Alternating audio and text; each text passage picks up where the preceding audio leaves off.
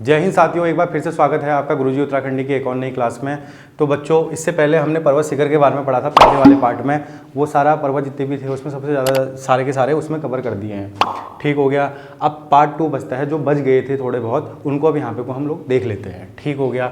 तो सीधे से चलते हैं। आप सभी को पता है पर्वत शिखर, ऊंचाई और जनपद। ठीक है, जो पर्वत शिखर है उनकी ऊंचाई क्या है और वो कौन से जनपद में स्थित है, इसके बारे में देखेंगे। तो ठीक हो गया। सबसे पहले आपको देखते हैं गंगोत्री। इसकी हाइट क्या है, उसकी ऊंचाई, ये मीटर में सारी की सारी हाइट है, जो वो सभी किस में है, मीटर में है। ठीक है, ये चीज़ देख लीजिएगा।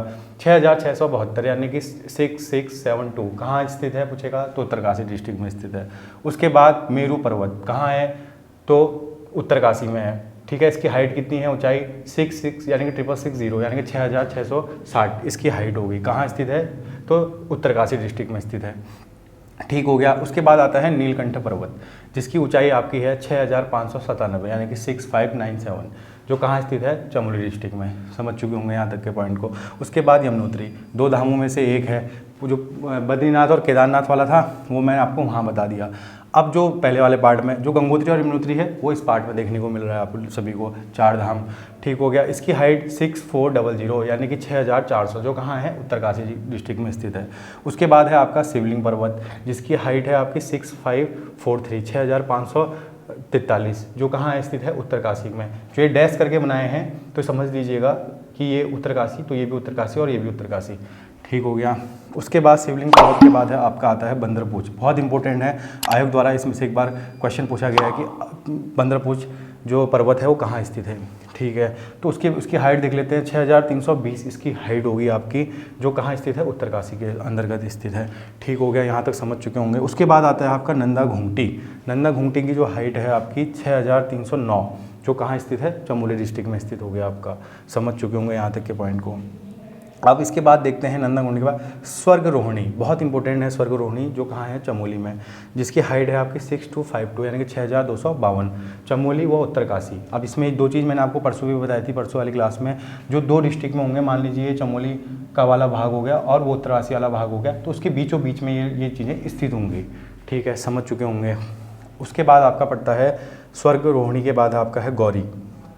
तो गौरी की हाइट है आपकी 6250, जो कहाँ है, चमोली डिस्ट्रिक्ट के अंतर्गत है। ठीक हो गया। तो ठीक हो गया, यहाँ तक समझ चुके होंगे आप गौरी तक। अब इसके बाद हम देखते हैं गुन्नी। नया क्वेश्चन है, आयोग द्वारा नया उसमें देखने को मिल सकता है गुन्नी के बारे में, क्योंकि क्या होता है कि नए नए क्वेश्चन भी यहाँ पे को भी क्या है, आयोग में देखने को मिल जा रहे हैं हमें।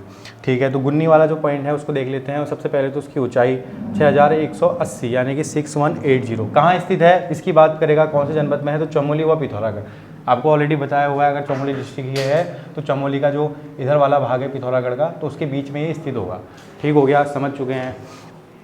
अब जो नेक्स्ट है नारायण पर्वत, बहुत इंपॉर्टेंट इसे माना जाएगा, क्योंकि क्या है, नारायण आश्रम के बारे में इससे पहले पेपर में देखने को मिल चुका है, वीडियो के पेपर में। ठीक है, कि नारायण आश्रम कहाँ स्थित है, लेकिन नारायण आश्रम कहाँ है आपका, वो है पिथौरागढ़ डिस्ट्रिक्ट के अंतर्गत। लेकिन यहाँ पे को बात चल रही है नारायण पर्वत की। तो पर्वत कहाँ है पूछेगा, तो सबसे पहले उसकी हाइट देख लेते हैं, 5965 यानी कि 5965।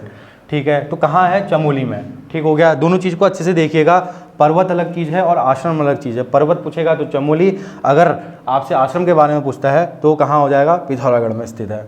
ठीक है, नारायण स्वामी द्वारा इसकी स्थापना करी थी, नारायण आश्रम की, जो पिथौरागढ़ में स्थित है। उसके बाद है जेलंग। तो जेलंग की जो आपकी ऊंचाई है वो है आपकी 5871। ठीक हो गया, यानी कि 5871, जो कौन से जनपद में स्थित है, अगर आपसे पूछता है तो वह है उत्तरकाशी जनपद में स्थित। ठीक हो गया, दोनों पॉइंट यहाँ पे वो क्लियर हो चुके होंगे। उसके बाद जो अंतिम बचता है आपका नर पर्वत। ठीक हो गया, नर पर्वत की हाइट अगर आपसे पूछता है 5831, जो कहाँ है आपका, चमोली डिस्ट्रिक्ट के अंतर्गत स्थित है। ठीक हो गया, यहाँ तक समझ चुके होंगे आप सभी।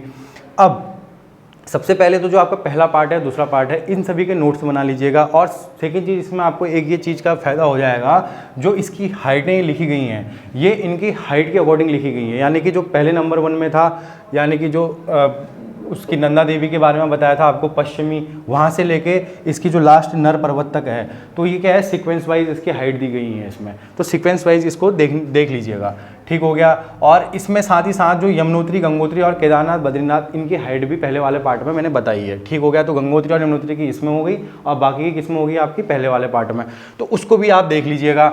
उससे क्या होगा कि आपको 4 धामों की हाइट तो बहुत ज़्यादा इंपॉर्टेंट है, इन सभी को तो याद करने की कोशिश करिएगा। उसके बाद जो ये दूसरे बच जाते हैं, इसमें भी कुछ ऐसे हैं जो पूछे गए हैं आयोग द्वारा, कुछ ऐसे हैं जो नए क्वेश्चन यहाँ पे को आपको मिल रहे हैं, ठीक हो गया। तो नए क्वेश्चनों को भी यहाँ पे को देख लीजिएगा। सभी आपके पास कंटेंट पूरा प्राप्त होना चाहिए, सारे नोट्स आप बना लेंगे, ठीक हो गया। अब इससे रिलेटेड कोई और पॉइंट, कोई और टॉपिक जो आपको लगता है कि आपका भी कंप्लीट नहीं हुआ है और जो परीक्षा की दृष्टि से आपको महत्वपूर्ण लगता है, आप कमेंट में उसके बारे में आप कमेंट कर सकते हैं। उस बारे में भी एक वीडियो यहाँ पे को बना दी जाएंगी।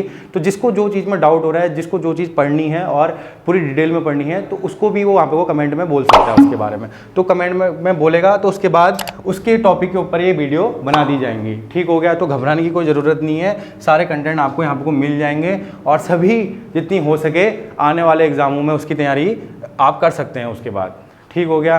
तो ठीक है गाइज, ठीक, अब मिलते हैं नेक्स्ट वीडियो में। Thank you.